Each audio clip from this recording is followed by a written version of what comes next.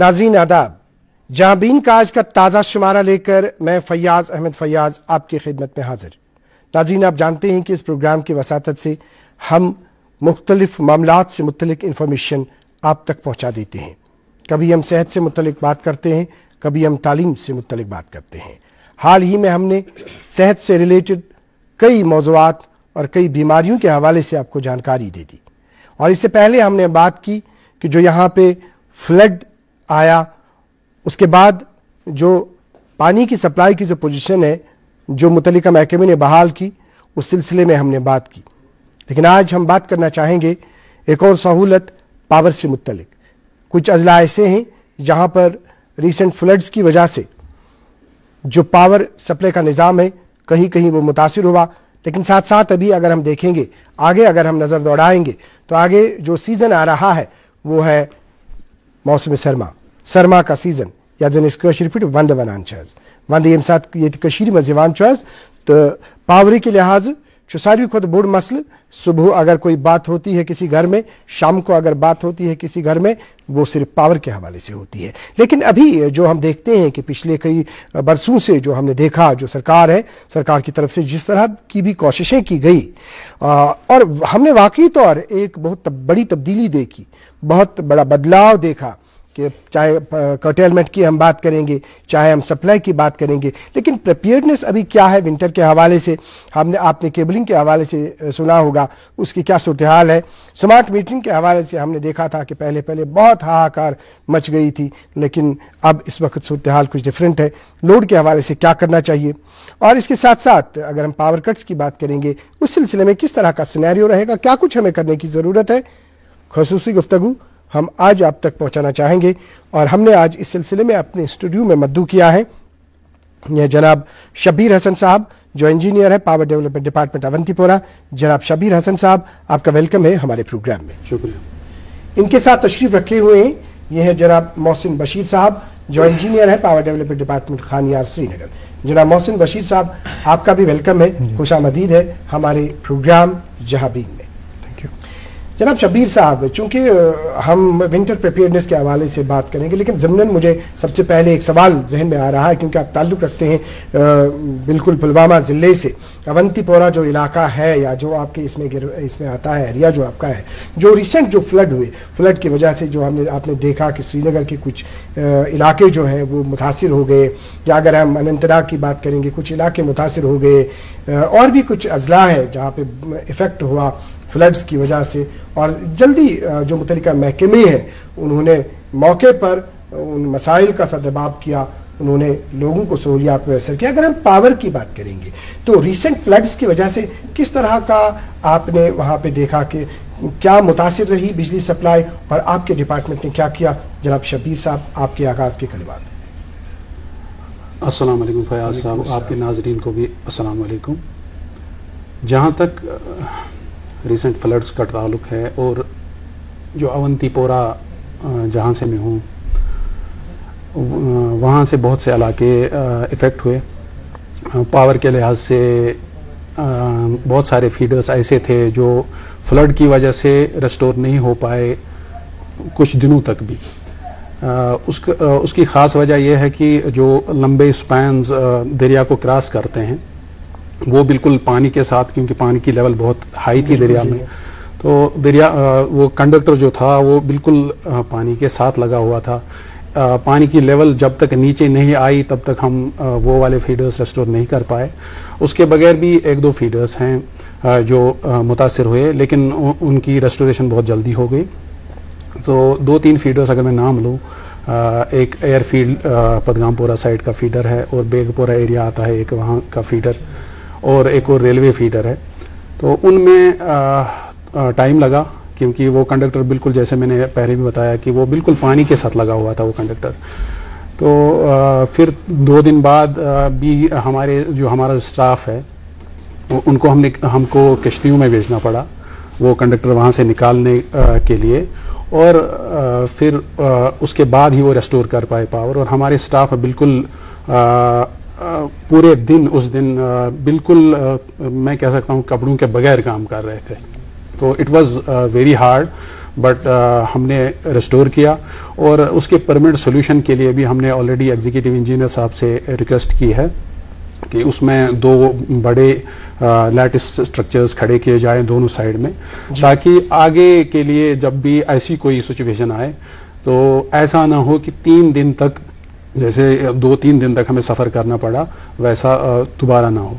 जी, आगे हम आपसे रिएक्शन चाहेंगे जनाब मोहसिन बशीर साहब, चूँकि ज़िमरन एक सवाल हमने पूछा जनाब शबीर साहब से, क्योंकि इस ज़िले में अगर हम बात करेंगे तो काफ़ी हद तक वहाँ पे मुतासिर कुछ इलाके हुए, लेकिन अगर श्रीनगर की बात करेंगे, श्रीनगर में आपका इलाका जो है कुछ ज़्यादा हद तक मुतासिर नहीं हुआ, क्योंकि डल का एरिया आपके पास है, मीर बहरी इलाका है, मीर बहरी इलाके में ज़्यादा पानी का बहाव ज़्यादा नहीं रहा, वो मुतासिर नहीं हुआ। लेकिन हम अब असली मुद्दे की तरफ आएंगे, जो सब्जेक्ट है जिस पर हमने बात करनी है। अब ये बताइए कि जो अगर हम विंटर प्रिपेयर्डनेस की बात करेंगे, क्योंकि हर कोई महकमा जो है विंटर के हवाले से तैयारियां पहले ही शुरू हो जाती है, क्योंकि अगर हम देखेंगे कि समर सीजन में ही जो हमारे दरख्त हैं, पेड़ जो हमारे हैं, उनकी शाख तराशी की जाती है ताकि अगर बर्फ हो, बाकी चीज़ें हो, तो उस वक्त कुछ ज़्यादा दिक्कत का सामना ना करना पड़े। अगर आपके इसमें हम डिवीज़न की बात करेंगे, आपके महकमे की बात करेंगे, किस तरह की तैयारियां हैं विंटर के हवाले से, जनाब मोहसिन बशीर साहब? जी, जो इलेक्ट्रिसिटी कमोडिटी है, it is required all the year round. ऐसा नहीं है कि हम विंटर में उसकी ज़रूरत होती है और समर में नहीं होती। लेकिन हाँ, ये बात आपकी सच है कि बर्फ़ की वजह से जो ड्यूरिंग विंटर हमारे लोड्स भी बहुत ज़्यादा ओवरशूट कर जाते हैं, तो डिमांड एंड सप्लाई का जो मसला रहता है, उस time demand far exceeds the available supply.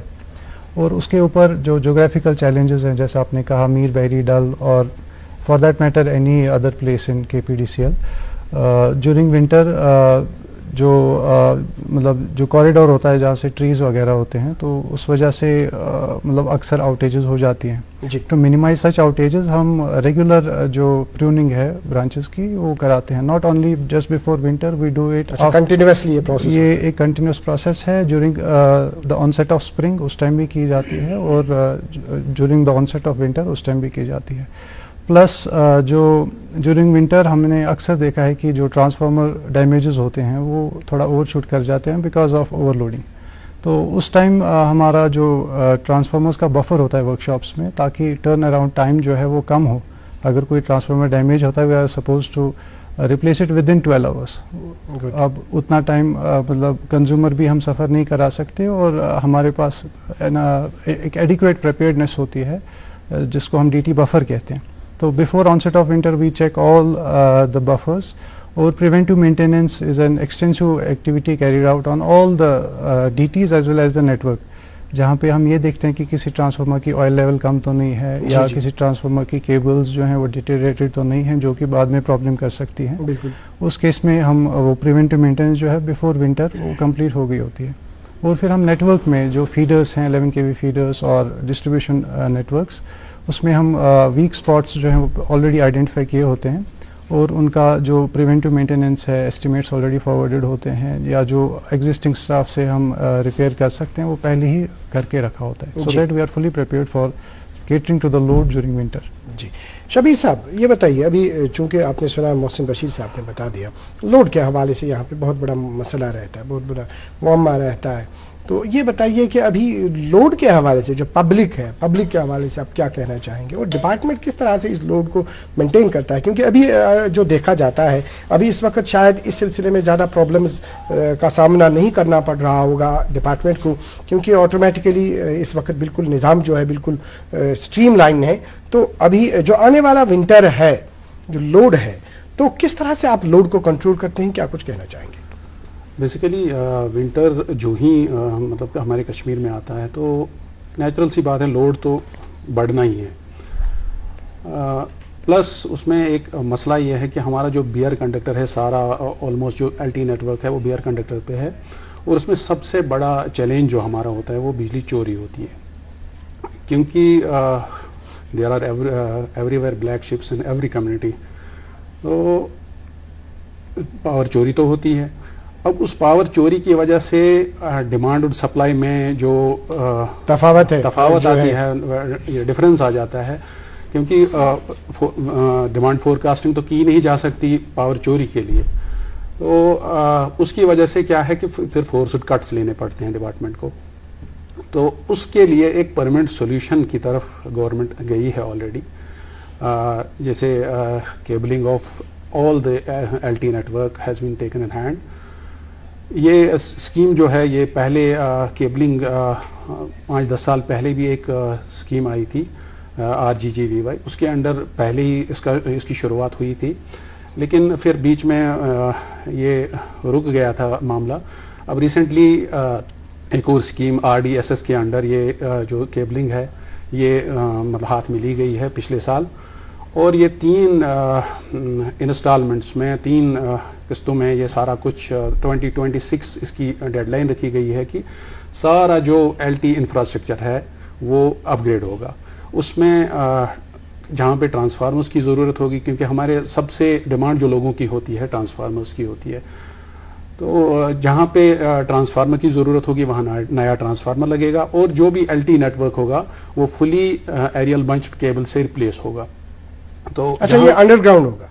Overhead aerial cable, तो एरियल बंच्ड केबल से सारा ये रिप्लेस होगा, और प्लस जहाँ पे पोल खराब होंगे, बाकी खराब होंगे, वो सब रिप्लेस होंगे।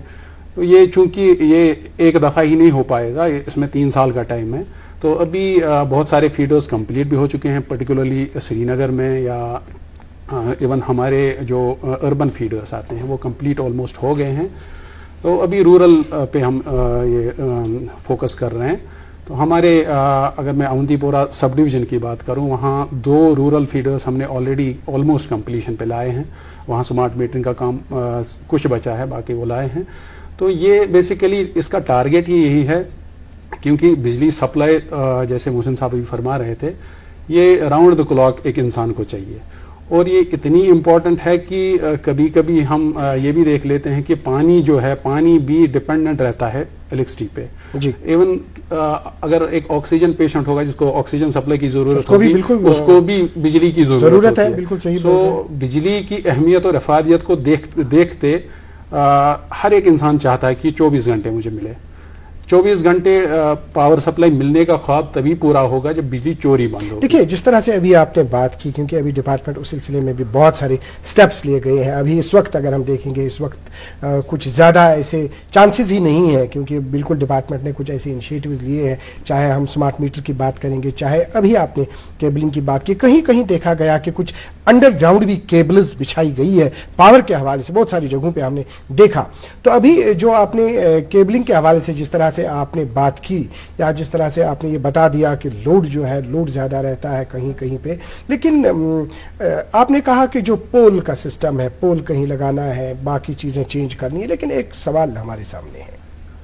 अक्सर जगहों पे हमने देखा, शायद अब जो बात हम करने जा रहे हैं, जो सवाल हम उभारने जा रहे हैं, उसमें हम सब ने अपने गरेबा में झांकना है, उसमें झांकने की ज़रूरत है, देखने की ज़रूरत है कि आया हम कहाँ पर सही कर रहे हैं, कहाँ पर गलत कर रहे हैं। आपका डिपार्टमेंट भी किस हद तक, आपके वर्कर जो बिल्कुल जिस वक्त पावर की सप्लाई कहीं पे कट हो जाती है, फिर हम देखते हैं कि अपनी जान की परवाह ना करते हुए वो किस तरह से पुल पे चढ़ते हैं। फिर कहीं कहीं हमने ऐसे इंसिडेंट्स भी देखे हैं कि बहुत सारे हमारे जवानों ने, बहुत सारे हमारे वर्करों ने, आपके डिपार्टमेंट ने, उन्होंने जान दे दी। और आज के प्रोग्राम में हम ऐसे जिन्होंने जान दे दी है उनको हम सैल्यूट करना चाहेंगे, उनकी खिदमत को हम सराहना चाहेंगे। तो ये कहना चाहेंगे कि जो पोल की तनसीब है लगाना, बहुत सारी जगहों पे हमने देखा कि जो रास्ता होता है उसका खास ख्याल नहीं रखा जाता है, कि पोल को एक जगह, उस जगह नहीं लगाएंगे जहां पे थोड़ा चलने में दिक्कत हो जाएगी। चूंकि आपका हमला हम देखते हैं, आपका हमला उसमें दिखाता है, तो क्या आपको लगता है कि उसमें किसी और इंटरवेंशन की जरूरत है? आपका रिएक्शन इनफैक्ट। जी, आपने एक बिल्कुल प्रूडेंट पॉइंट उठाया कि जब कोई भी इम्प्रूवमेंट वर्क्स होते हैं तो इसका ख्याल मतलब ज़िम्नन जो है वो रखा नहीं जाता कि रोड है या इसमें थॉरोफेयर के लिए ऑब्स्ट्रक्शन तो नहीं होती। इसमें मैं आपको कहना चाहूँगा, I have been first hand involved in improvement works. ROW issues जो हैं mostly they have to be resolve with the public. अक्सर देखा जाता है जहाँ पे भी ट्रांसफार्मर लगाना हो या केबल इंस्टॉल करनी हो, उसमें कॉरिडोर ऑलरेडी डिसाइडेड होता है। इट इज़ ऑलरेडी डिसाइडेड कि रोड कितने फुट का है, इसमें थॉरोफेयर का इशू तो नहीं होगा। बट जब फिर एग्जीक्यूशन की बात आती है तो लोग जो हैं जो वहाँ पे रेजिडेंट्स होते हैं, most of the time they sometimes create disturbance कि नहीं जी यहाँ पे मुझे कल को गेट लगाना है, जहाँ पे खाली ज़मीन एग्जिस्ट कर रही होती है, नहीं जी मुझे यहाँ पे आप फ्रंट जो है वो इससे ऑब्स्ट्रक्शन होगी, अब यहाँ नहीं आप वहाँ लगाओ, वहाँ कोई और आ जाता है वहाँ पे नहीं यहाँ पे लगाइए। तो ज्यूरिंग दिस मतलब थोड़ा बहुत हो सकता है कि मतलब हम फिर रोड के मतलब एजेस पे लगाते हैं, लेकिन एक चीज़ है इसका खास ख्याल रखा जाता है कि जो रोड की विड्थ है वो एडवर्सली इफेक्ट ना हो। स्टील पोल्स में एक एडवांटेज ये है उनका फुटप्रिंट बहुत कम होता है, they don't take more than 6 inches of space, और फिर उनके इर्द गिर्द जो मफिंग होती है उसमें भी फिर देखा जाता है कि वो ऐसी की जाए ताकि जो रोड का जो इफेक्टिव विड्थ है वो कम ना हो। लेकिन even then we have to strike a cost benefit ratio, we have to strike a middle ground somewhere कि जो इम्प्रूवमेंट वर्क्स हैं वो तो करने ही करने हैं। We can not make this as an excuse कि वहाँ पे जी किसी आदमी ने लगाने नहीं दिया उस वजह से वहाँ से नेटवर्क ही नहीं लगेगा। It is an essential commodity, we have to create way for it. क्या कुछ करने की ज़रूरत है नाज़रीन? अब तक हम इस सिलसिले में थोड़ा सा आपके साथ में बात करना चाहूँगा ज़ाती तौर वो ये कि जिस तरह से अभी हमने बात की किसी इलाके में अब पोल लगाना है, रास्ता भी वहाँ पर है, अमला आ गया डिपार्टमेंट का, फिर उसके बाद जो लोकल लोग जो आ जाते हैं बहुत खलबली मचती है बहुत सारी जगहों पे। देखिए एक बाशऊर समाज का अगर हम उसकी अक्कासी करेंगे, अगर हम उसका इजहार करना चाहेंगे, एक बाशऊर इंसान की, देखिए अगर आप रास्ता किसी के लिए बंद करते हैं ना, सबसे बड़ा गुनाह करते हैं आप। अब जो भी है हमने कहीं कहीं पे देखा है, ऐसे मुहज्जिब अशखास हमने देखे हैं, ऐसा मुहज्जिब समाज हमने देखा है जो पहले ये देखते हैं कि किसी का रास्ता बंद न हो जाए, लेकिन ऐसे लोग कहीं कहीं देखे जाते हैं आज के इस वक्त में भी जो बिल्कुल बाकी प्रचार करते हैं बाकी चीज़ों का, लेकिन जब इस वक्त की बात आती है तब वो दूसरों के लिए रास्ता बंद करते हैं अपने ज़ाती मफाद की खातिर, अपनी ज़ाती कोशिशों की खातिर। तो इस चीज़ को ध्यान में देने की ज़रूरत है। जिस तरह से आपसे हम शबीर साहब इसका मुख्तसरन आपका रिएक्शन इस सवाल का, आगे फिर बढ़ेंगे। जहाँ तक आपका सवाल है कि पोल जो है वो लगता है कभी रोड के इसमें पेरिफेरी में ही लगता है, कभी कभी हम देखते हैं कि जो किसी पब्लिक मेंबर का कंसर्न भी जेन्युइन होता है, तो हम वहाँ पे क्या करते हैं, अगर कहीं पे उसका कंसर्न जेन्युइन है तो हम उसको एड्रेस करने की कोशिश करते हैं। लेकिन जैसे मोहसिन साहब ने फरमाया कि ये एक इतनी एसेंशियल कम्युनिटी है, कहीं ना कहीं से जानी है। अगर कोई इंसान एक पोल लगाने के लिए ऑब्जेक्शन करता है, डिपार्टमेंट के सामने खड़ी करता है, उसके घर को भी सप्लाई कहीं ना कहीं से जाती है। सो उसको जितना इम्पोर्टेंस उसके रास्ते की है, जितना इम्पोर्टेंस उसके अपने घर की है, उतनी ही इम्पोर्टेंस उस पोल की भी है। लेकिन बिजली सप्लाई चूँकि हर एक का हक है और हर एक को ये चीज़ पहुँचनी चाहिए, तो यही देखा गया है कि मेजॉरिटी टाइम्स रिजॉल्व हम खुद ही करते हैं ये मसला, तो कभी कभी कानून का भी सहारा लेना पड़ता है इस मामले में। और हम आगे बढ़ना चाहेंगे, जैसे अभी हम स्मार्ट मीटरिंग की बात करेंगे, बहुत यहाँ पे अभी स्मार्ट मीटरिंग के हवाले से अगर हम देखेंगे, क्या आपको लगता है कि अभी लोग इत्मीनान से अब बैठ रहे हैं, अब देख रहे हैं कि उनकी सप्लाई अब पहुंच रही है, अब वो हाहाकार नहीं है? क्योंकि हमने अब स्मार्ट मीटरिंग के हवाले से हमने बहुत सारे प्रोग्राम किए, बहुत दफ़ा हमने बहुत सारी मतलब अवेयरनेस दे दी। सबसे पहले हमने बता दिया कि इस सिलसिले में जनाब सुरजील साहब पहले हम आए थे, जब इंट्रोड्यूस यहाँ पे हुआ वो आए, जनाब जावेद साहब आए थे जो अभी चीफ इंजीनियर हैं, उनके साथ हमने बात की, उस वक्त के चीफ इंजीनियर आए, उनके साथ हमने बात की, बिल्कुल उन्होंने बता दिया पब्लिक को कि जो ये स्मार्ट मीटर है किस तरह से इससे फ़ायदा मिलेगा। नो डाउट कहीं कहीं पे कुछ कोताहियाँ भी है, कुछ प्रॉब्लम्स भी है, लेकिन ओवरऑल अगर हम देखेंगे, क्या आपको लगता है कि अब लोग मानते हैं कि वाकई इससे फ़ायदे हैं? बेसिकली मैं समझता हूँ कि it was just lack of exposure and I can say कि जब स्मार्ट मीटिंग स्टार्ट हुई तो तब ज़्यादा कश्मीर में आपको भी पता है कि ज़्यादा अफवाहबाजी होती है। बाकी स्मार्ट मीटर एज सच कोई दूसरा मीटर, मेरे सामने बहुत सारे कंज्यूमर ऐसे आए जिन्होंने कहा कि इतिहास दिस रीडिंग खाड़न ये हो मीटर उस खाड़न, मतलब इतना भी कंफ्यूजन उनके दिमाग में था कि शायद ये ज़्यादा रीडिंग दिखाएगा, ज़्यादा कंजप्शन दिखाएगा। वैसा कुछ नहीं है। जैसे हमारे घरों में पहले से चीज़ें हुआ करती थी, जैसे मोबाइल फ़ोन हुआ करता था, टेलीविज़न हुआ करता था। आज उसी का रिवाइजर वर्जन है स्मार्टफोन, स्मार्ट टीवी। बाकी बेसिक फंक्शंस जो होती हैं वो सेम होती हैं हर एक चीज़ की। जैसे फ़ोन से हम पहले कॉल करते थे, SMS करते थे, वो इस वक्त भी वैलिड है। कुछ एडिशनल फंक्शंस हैं। इसी तरह से स्मार्ट मीटर जो है ये स्मार्टली काम करता है, क्योंकि इसमें ह्यूमन इंटरवेंशन सबसे कम है। तो जब ह्यूमन इंटरवेंशन ही ख़त्म हो गया ऑलमोस्ट, तो जो बाकी बिलिंग के इश्यूज आते थे, डिस्प्यूट होते थे, बिलिंग डिस्प्यूट्स, वो ऑलमोस्ट इसमें है ही नहीं अब। और दूसरी सबसे अहम बात जो कंज्यूमर के लिए बहुत फ़ायदेमंद है कि वो कंटिन्यूसली अपने जो कंजप्शन वगैरह है इसको मॉनिटर कर लेता है, तो उस हिसाब से अपनी लोड मैनेजमेंट भी कर लेता है घर पे। तो जब ओवरऑल देखा गया, जब मीटर लगे कई इलाकों में, तो उन्होंने ही अवेयरनेस फैलाई दूसरे इलाकों में कि ये फ़ायदेमंद चीज़ है। जी, आपसे हम रिएक्शन चाहेंगे जनाब मोहसिन रशीद साहब। अभी स्मार्ट मीटरिंग के हवाले से बात हो रही है। जी, स्मार्ट मीटर्स प्रेडोमिनेटली हमने श्रीनगर सिटी में ज़्यादा लगाए। अभी हमारे डिवीज़न में आपको ज़्यादा तजुर्बा होगा। जी जी, आप इससे पहले जो है आप इसी इलाके में रहे हैं। जी जी बिल्कुल, जहाँ पे सबसे पहले we have installed 58,000 smart meters in our division out of 71,000 consumers, that is at saturation of 82% almost. So I remember when first time smart meters were installed, I was posted in Chandpura. So entire stretch from Natipura to Naugam was closed by public कि ये जी जुल्म हो रहा है वगैरह। तो once smart meters were installed और उन्होंने communicate करना शुरू किया, from those very consumers I remember and I was very happy कि consumer इतने aware हो गए। वो ये कह रहा था कल मेरे जी 12 यूनिट आए थे, आज 14 हैं। हाँ, क्योंकि कल मैंने गीज़र 1 घंटा एक्स्ट्रा यूज़ किया था। So they are people are getting aware irrespective of the strata in the society they live in. तो जैसे शब्बीर साहब ने कहा, लैक ऑफ अवेयरनेस एक इशू था और उसके लिए लोग are not to be blamed because smart metering is still in its nascent stages. JNK इज वन ऑफ द few states in few UTs you know in the country जिन्होंने कि 100% इतना सैचुरेट किया स्मार्ट मीटर से। तो अवेयरनेस कहीं ना कहीं लैकिंग था। Now that people are aware, we have regular request coming in from people जो कि नए कनेक्शन हैं, वो कहते हैं नहीं जी हमें स्मार्ट मीटर पहले चाहिए, because it empowers the consumer. Consumer अपनी जो डेली रीडिंग है वो खुद जाके अपने फ़ोन में देख सकता है।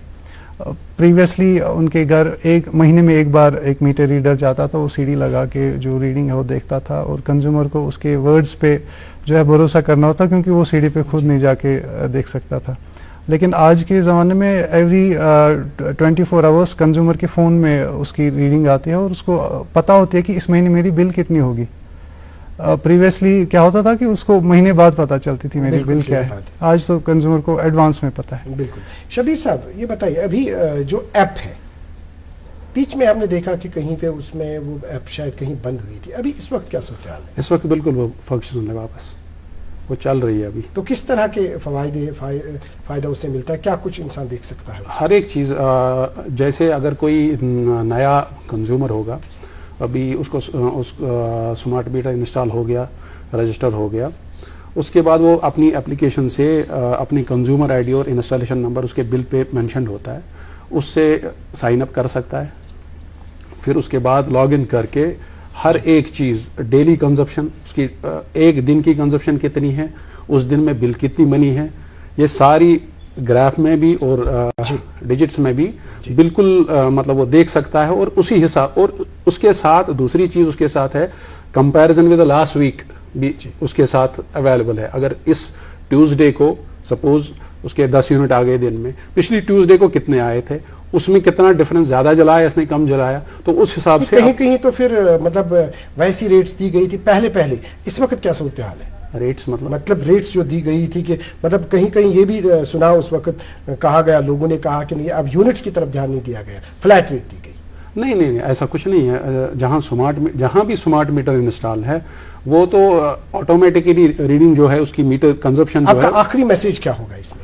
आखिरी मैसेज ये है कि जो इसके मुतल्लिक गलत खबरें फैलाई जा रही थी पहले, क्योंकि कुछ लोग होते हैं जिनके अपने वेन डिज़ायर्स होते हैं इसमें, तो वो गलत जो न्यूज़ फैला रहे थे वो अब कम हो रहे हैं ऑटोमेटिकली। अगर कहीं पे अवेयरनेस नहीं है अभी, तो मेरी रिक्वेस्ट है सबसे कि वो कम से कम जितना अपना फ्रेंड फोल्ड है या रिश्तेदार हैं वगैरह, उनको इसके बारे में इसकी हकीकत के बारे में अवेयर करें, ताकि वो भी इस चीज़ का फ़ायदा उठाएं। जैसे एक आम इंसान के घर में 10-10 स्मार्टफोन्स से वो फ़ायदा उठाते हैं, इसकी भी फैसिलिटीज़ जो हैं, इससे भी सब फ़ायदा उठाएं।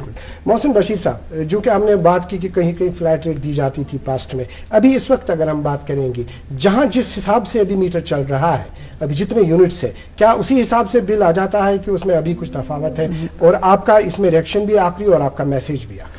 जी, इसमें ये कोई शक नहीं है, जहाँ पे भी स्मार्ट मीटर इंस्टॉल्ड है वहाँ पे कभी फ्लैट रेट जनरेट हो ही नहीं सकती, इवन इफ़ वी वांट।